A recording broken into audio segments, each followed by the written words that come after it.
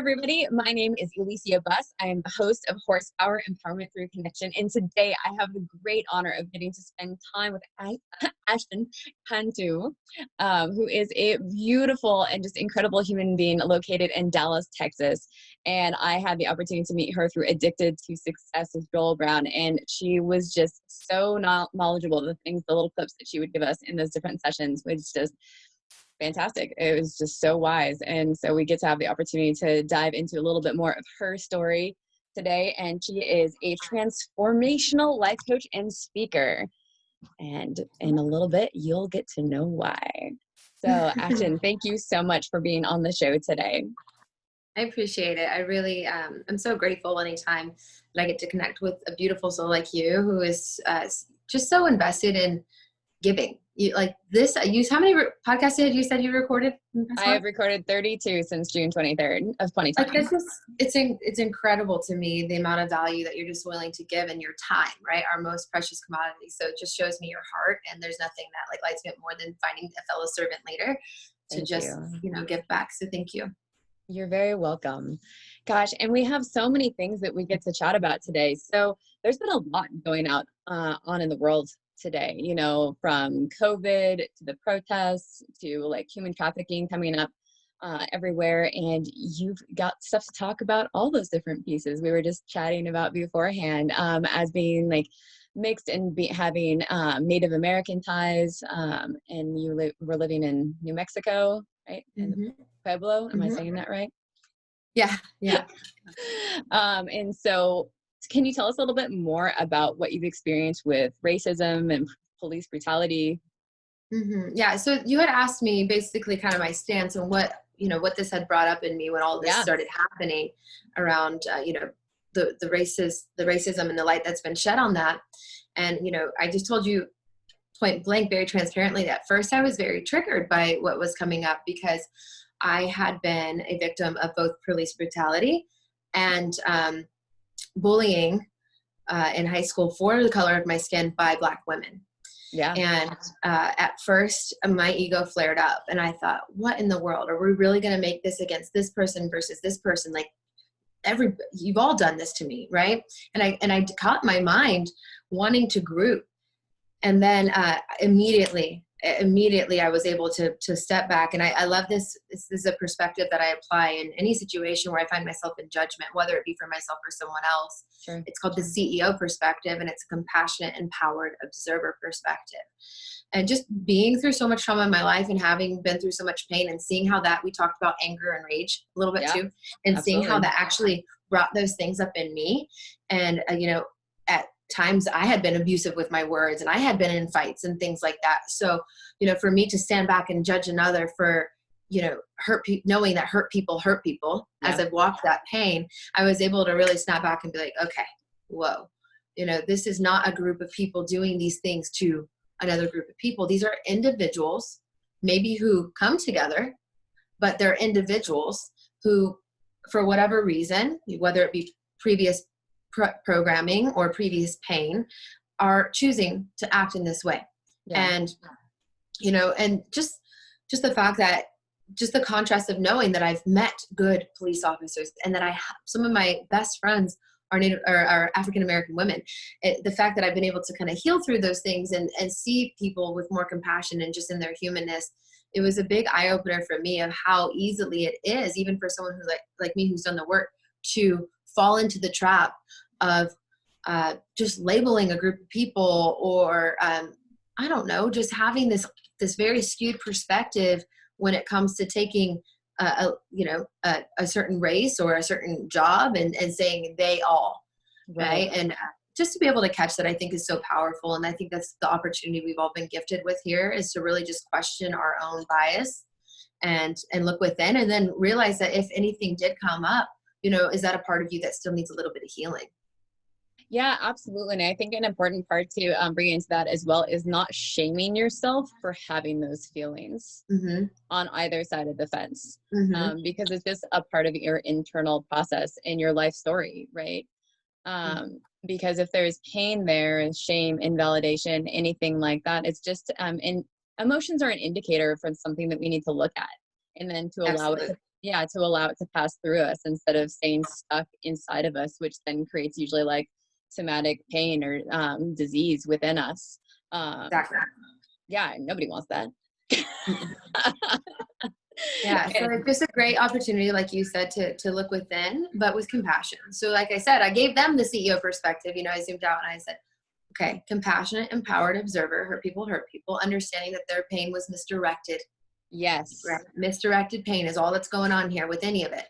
yep, And then also having that same compassion for myself in that moment of, oh, well, that was just a little bit of hurt that came up, and it doesn't need to be directed any outward direction. I just need to look at it and sit with it and love on it.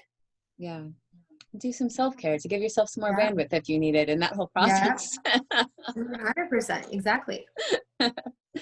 Yeah, thank you so much for sharing your story in that regard. And then, dovetailing into the other social justice aspect of the human trafficking that's going on. And you had talked about, as a ministry project, you had helped some young women, right, that had Yeah. been sex trafficked.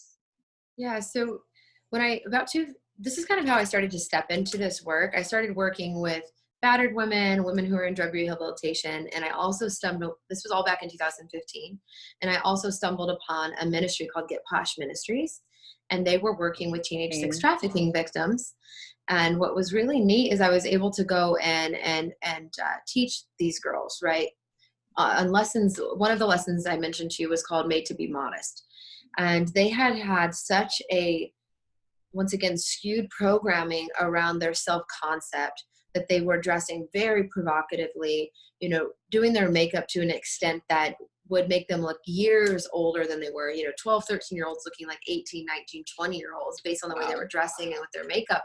So helping them to really see who they were in God's eyes, but also, just their own beauty underneath all the layers that they had taken on and programming they had taken on in order to feel enough, because that's basically what it came down to for them.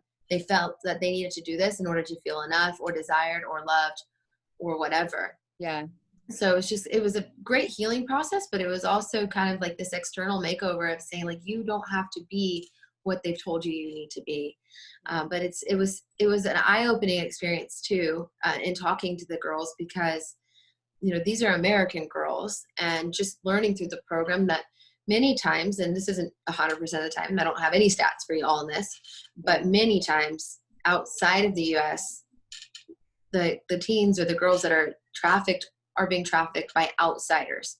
They're being stolen, right, from their families. And what's unfortunate and happens a lot here in the States is that it's the familial that is giving away, they're selling their own children or giving away their own children for money or food or drugs. And most all of these girls have been actually victims of sex trafficking per a family member, like a father or uncle or a mother. So it's just, I can't even imagine.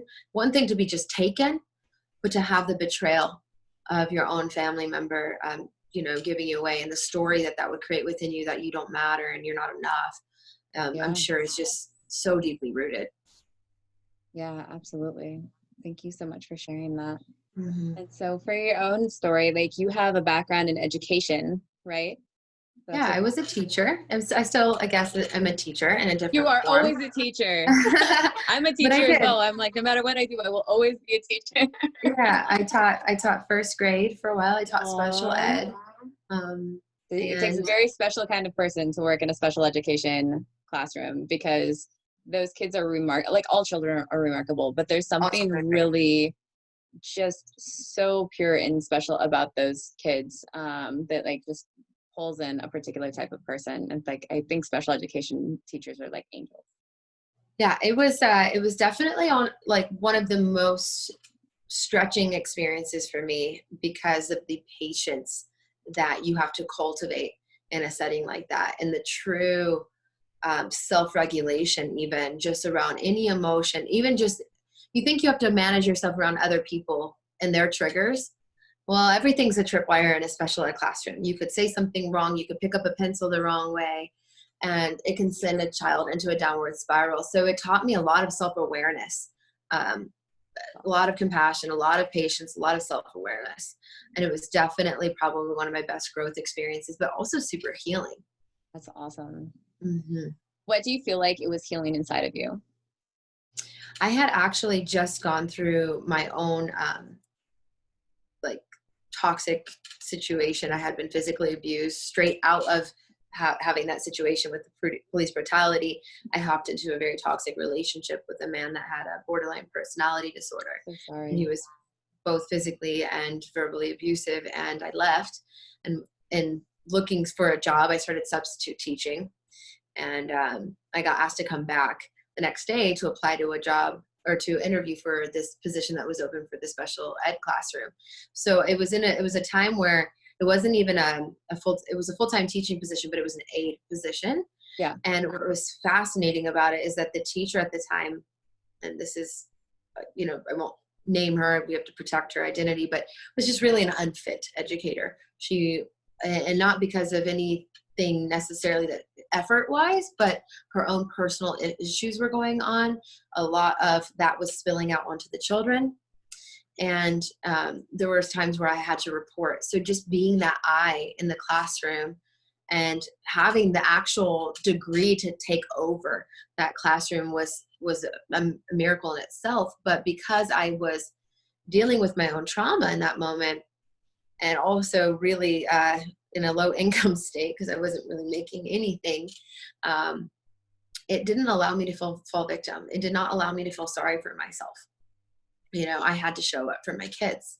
Yeah. And in that, and seeing that their daily struggles, it pushed me into a state of gratitude no matter what. That's awesome. Thank you so much for sharing that story with us. Mm-hmm. So what brought you, what transitioned you from like teaching to coaching? Similar time period. So I was just kind of seeking support at that time because I was really struggling, to make sense of all the things that had happened in a very short period of time. I mean, 6 months prior, I was living in Indianapolis and I was coaching basketball and teaching first grade and going to grad school, and I was modeling. Like, I kind of had the world at my fingertips. And then I was slipped a date rape drug. I experienced police brutality within that entire setting. And my self-worth went in the toilet again. My background is pretty messy. I went from being class president, team captain as a teenager to landing myself in rehab by the age of 17 and getting in fights and going to jail. And I'd really kind of moved out of a lot of the stuff that I had been dealing with from, my early childhood abuse stuff that we talked about. And I thought I was on the up. And then I experienced this crazy night where I was slipped a date rape drug, and it downward spiraled my self-worth. My family was like, oh, there she is again, the F up. And, you're never going to make something out of yourself. All the stories that come in, they were disappointed. Yeah. I fell down again. But what happened is that narrative came back that I was an F up and that I wasn't good enough, that I wasn't worthy. So I ended up attracting the guy from there. I ran away thinking I could escape my problems. Moved to Texas. Ended up dealing with the abuse, getting the job, and then finding the church. Thank the Lord Jesus, right? So I found a support group in a church, and next thing I knew, I started leading these small groups. And I'm like, how do I go from being here to get help, and now I'm leading them? And then we ended up making care baskets for these battered women, and it was spring break. And of course, I was on the spring break, so I offered to take them. And when I showed up at this woman's, I thought it was a non-for-profit, or I thought it was a shelter, but it was a non-for-profit. And I showed up at her home. And when I got there, she said, she just starstruck. She's like, oh, I've been praying for you. Never met this woman in my life, mind you. And I'm like, okay. And she's like, you were born to be a blessing. She's like, I knew it. I knew God was going to send you my way. You're here. You finally are here. And if my dog starts barking, I apologize. Oh, it's totally fine. And I'm like, okay. And she said, you have to come to my event next Saturday. You have to. And at this point in time, I'm literally only hanging out with 2 people, Chris and Marty, who were the elderly couple that took me under their wing and helped me get myself out of that toxic situation. So I have no friends, no family out there. I'm like, okay, I don't have anything else to do. I'll come. Sure. And when I got there on that Saturday, she introduced me. There were over 300 women and children there, women who had been battered or either in drug rehabilitation. And it was this beautiful concept. It was called I Can Still Shine. once again in ministry, and we would do these outward makeovers, and then there were speakers at the end, guest speakers. So she introduced me that day as her new board member. She said, "This is Ashton Cantou. She's, she's our new board member. She's gonna be on the board of directors." And you're like, say And what? I'm like, I don't even know what that means. I didn't even know. I was only 25. I had no clue what that meant. And I just was like, okay, I grasped it because I really just didn't have anything else. I just I felt like I belonged because I could see the pain in these women and I could see myself reflected back. Yeah. And I started basically mentoring and not coaching yet because I didn't have a coaching certification, but I was mentoring these women. And then I was speaking at these events. And I fell in love with the work. And then I started with this teenage sex trafficking because I was like, oh, where else can I serve? Where else can I volunteer? And then I was like, I kind of just got hit of like, this is my calling. This is really what I'm supposed to be doing. And the interesting thing is at that time, even though I knew it was like, that was the direction I wanted to go. Yeah. I hadn't healed myself at all yet. So I was like, I'm just going to be a coach. I know I'm good at this. So I just bypassed all of my pain and jumped straight into getting my certification and tried to be an achievement execution coach. And within that, it just kickstarted my own healing process. And as I was trying to go after my dreams and things, I was still in the self-sabotage that I wasn't understanding. And it was because I had so much unprocessed trauma and so much unhealed pain. I understand. Yeah. So I found out very quickly that I wasn't building a business, that my business was building me.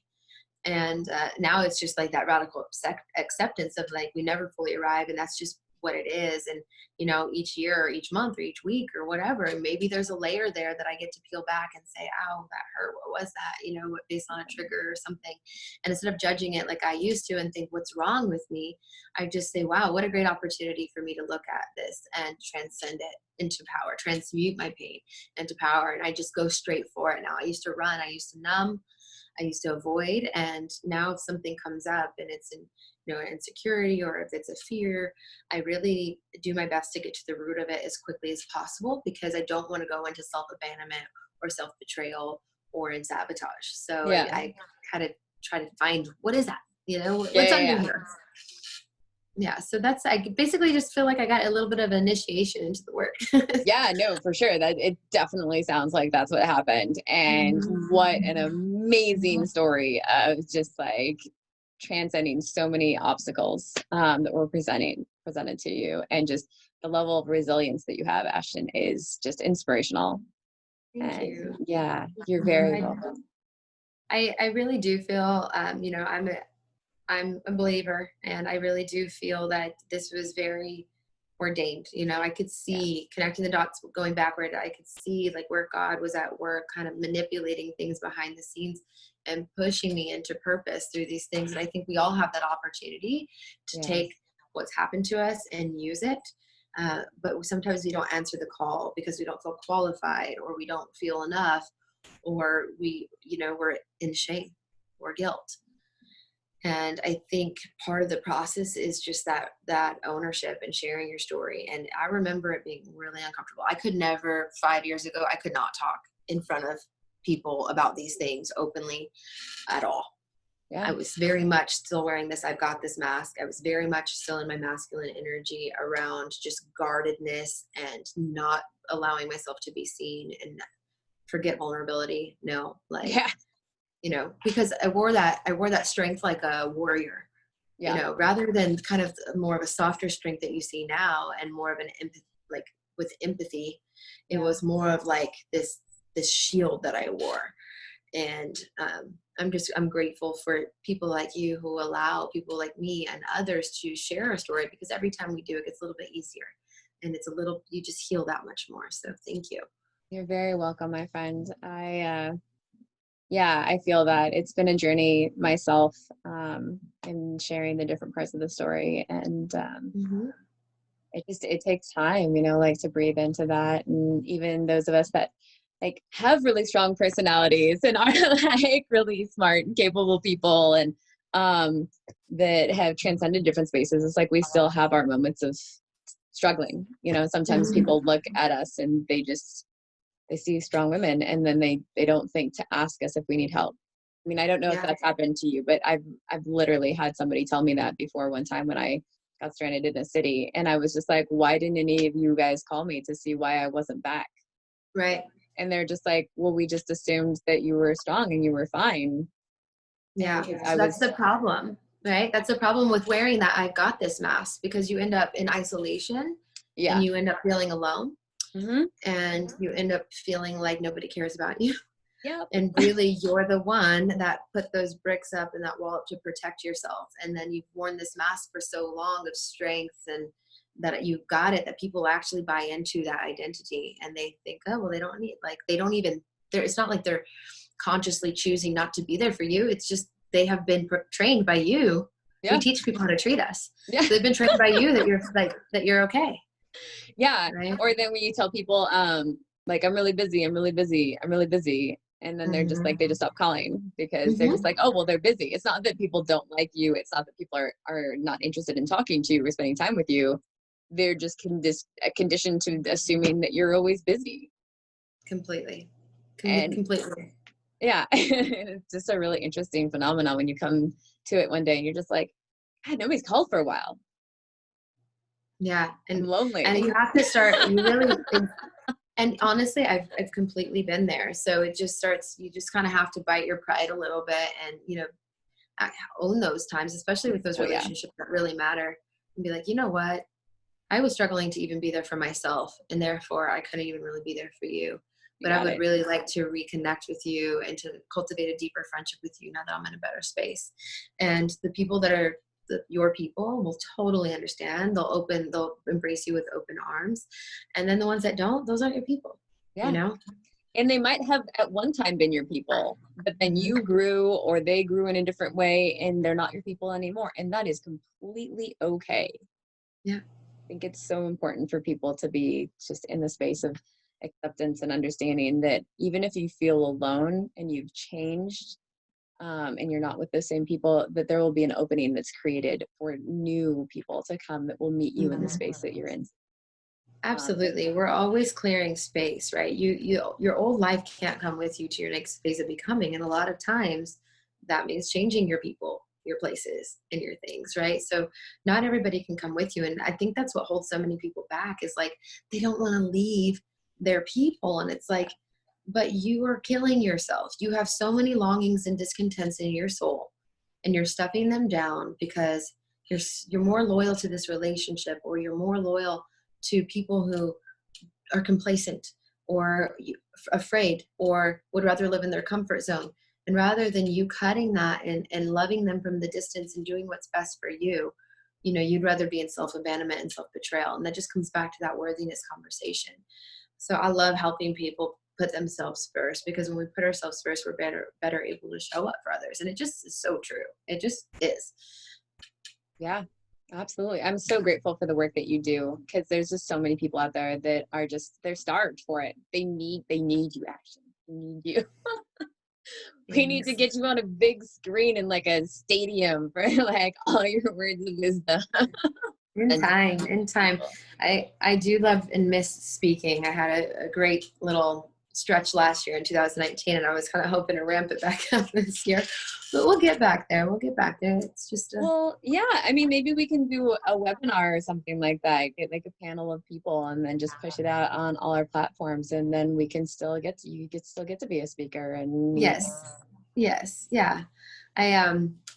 I do like the digital, but I'll tell you what, there's nothing like being on a stage in front of people and just having that energy and that power from the crowd kind of like coming back to you. But we will pivot and do what we can, and we'll do what we can to serve, because it's, you know, that's just a little bit of, you know, just the egoic side of the fun nature from it. But it's the service that matters most. So. No, absolutely. And I hear you though, because there is an energetic exchange that happens in the vibration in a room, and how it just raises to like this, just, yeah. And then you into a kind of like talk about vibration, like raising energy, like raise the roof off a place. You've been to a Tony Robbins event. It's Unleash the Power Within, right? Like, is that, yeah. You want to talk about that for a minute? Because the people I've talked to that have done that event have been like, oh, that's amazing, we have to go. And I'm just like, that's so it was pretty intense. It was, you know, I had done a lot of really deep work before that, and actually got to, I don't know if you've seen like the bridge experience that I have on there. I did Elevate in Bali. And so I got to do some pretty powerful stuff prior to going there. So when I got there, I felt that it was a lot of mastering your human state, right? So it was a lot about really getting a gauge on like your emotions and really just being able to control your state, which is still very much a part of my work that I'm, in my practice that I'm in, like emotional regulation, emotional intelligence, because I had nothing. So I was like, okay, I'm like working all the way this way. So it was really, he's super knowledgeable. He was very informative. But at that point in time when I went, it was overwhelming to me, the amount of just sheer force and will that he was using to help people shift. I thought that's good on, on a day where you're just kind of in your head, but ultimately, from a practitioner standpoint and, just to help my own people, I thought there's just so much more underneath it, right? Because like, he's like, oh, you change your mind, you change your state, and you just physiology in your body. And it's like, yeah, but that's just a Band-Aid. Like if you're feeling depression and you're feeling, and this is not to negate his work. I absolutely love this man's work. But in that moment, I saw people really struggling like around me. So I had a little bit of mixed feelings as an observer, but for myself, I took something really, really just like super core principle away from him about how we as humans have basic needs, right? And so many people have conflicting values, or they have a value that conflicts with the need. For example, some people feel like they need security more than anything. They need this sense of security, but they desire starting a business, or they desire starting a new relationship. So in order to move out of that, they have to shift their value system, moving out of security into having a core value of growth. Yeah. Which are both basic needs. So I thought that's very interesting. So simply by changing our value set and valuing the ability to grow over the need for certainty and security, we can change our life. I was like, okay, that's really powerful. And then he did it again, and he gave a different example of significance versus contribution. He said so many people are showing up online in social media, and they are just seeking significance. They're looking for the approval, for the validation, anything outside of themselves. And we talked about this, to tell them that they're enough. And that's a never ending rat race. Like it's like just, you're just going to keep drinking from the hose, and you're going to be always thirsty. And he's like, but if you shift your value set, these are both basic needs, significance and contribution. But if you change your value while you're doing it from significance to contribution, you're in a whole different state. You're in a whole different ballgame. Yeah. And that's definitely the essence of your work that I see here. How selfless of you to spotlight other coaches. Like that's clearly not in significance and in contribution, right? So you're I'm just example. Like, I barely have anybody because I'm brand new, and I'm like, here, see all these other people. Yeah. I mean, Walking on Fire was really awesome as well. And just recognizing that. Yes. Literally on poles. Yes. Like literally on poles. But you're in such a heightened state, right? Your adrenaline is you're in such a heightened state, and your adrenaline is going so much. It's like almost like if you were to punch something when you were really high in adrenaline, you probably wouldn't feel that pain on your hand until later. It's kind of like that, I'm sure. But I think part of it too is just your mind. But what did your feet look like after? They were a little like Tom Sawyer, a little black, but no burns. I mean, I have maybe a couple little blisters, a couple little blisters, but I really, nothing, like not bad. Mm-mm. Did you walk slow or did you walk fast? You walk with intention and you walk with purpose, which is such a great analogy for how we should walk through life. Interesting. Right? Yeah. Was this in Bali? This was in Dallas. So in Dallas. Yeah. So I love just even that in itself taught me so much about life. Walk with intention, walk with purpose, and head directly into the fire, whatever that fire is. I love it. Yeah. So it's just like, go in on that fear. If you are afraid, it's like they say that the cave that you fear the most holds the treasure that you seek. And that was just kind of what came up for me in doing that exercise. I'm like, this is it. Like anything, like what you desire is on the other side of that fear, right? So how do you get there? Well, the only way out is through. So just go directly in, and it might be uncomfortable and it might burn, but you will get to the other side and you will feel so empowered and so good because you didn't shrink back. Yeah. No, that's awesome. I love that story so much. It reminds me of a saying that my father has told me like literally my entire life, which is the way out is the way through. Mm-hmm. And so no matter how bad things get like, you know where you just came from, like, you know what happens on that path. And so like steady she goes, like the way out is the way through. It doesn't matter if you do like 3 steps forward and 2 steps back, like as long as you're still moving forward, like you will get to the other side and you will survive and you will learn and you will grow and you'll be able to serve other people better because you've made it through yourself, and you can meet people in truth and authenticity and with like, and provide that safe, non-judgmental container for them because they see you and you're Right. like, I see you. Right. I know where you've been and I don't Yeah. judge you for that experience. Like, let's get Exactly. to the other side together. Like, I don't want to tell somebody what to do. I want to like open the door and walk with them through it. Because that's what we're here for, you know? Yeah, that's what they need. And it just, for me, the events are great. Some of the most transformational things that I've ever done are events, but it's just what I was saying, like just having done a lot of the work previously, it's like maybe for some people that one event changes the trajectory of their life, but for most people, and just kind of being in that observer in that moment, I just recognize like some of these people are just going to need more, right? They're going to need that ongoing support. They're going to need the coach. Or they're going to need the NLP, or they're going to need the hypnotherapy, or the psyche, or the EMDR, or whatever it is. Work so, with yeah. So I love it. And it's a yes and for me with any event now. It's like a yes and. Like, I think those are a great catalyst. I think Tony Robbins events are a great catalyst, but the work that remains on the other side is so crucial. It's the integration. Yeah, absolutely. That's so amazing. So in that aspect, who would you say inspires you? I really look up to Elysia Buss a lot. She was one of my first coaches, and she just embodies so many aspects of what I like aspiring, right? Aspire to be. You know, she's a humanitarian, and she does a lot of trauma work with people, but she's also just a boss. She is family oriented. And she's also no BS. I mean, she went drill sergeant on me a couple times, you know, when I was sitting on the sidelines, and she just pulled me up by my bootstraps and was like, get in the game. And I respect that. I respect somebody who calls me on my BS and can mirror back to me not only my potential, but can say, listen, sister, this is where you're shrinking back. This is where you're playing small, and you need to get up because you have a responsibility. And that was just radical for me. So definitely Elysia. She was awesome. Super impactful. Yeah.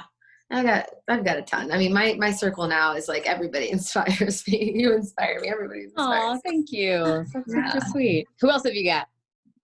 I mean, Joel, you know, I work very closely with Joel, and Joel Brown.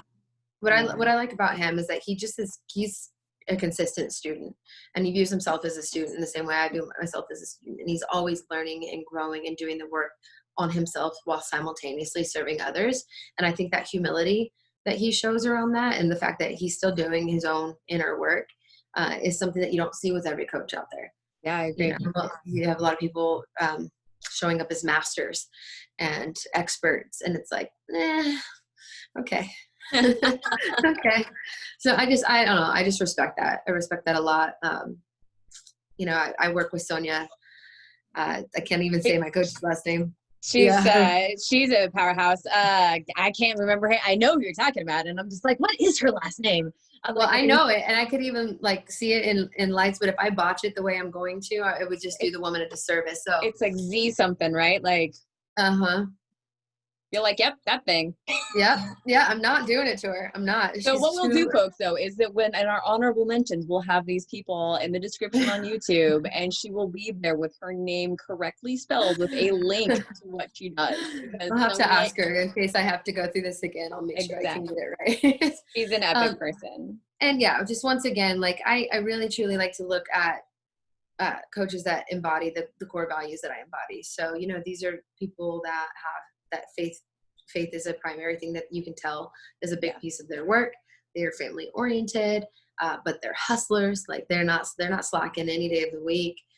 They value health and fitness as well, and you see that integrated into their work.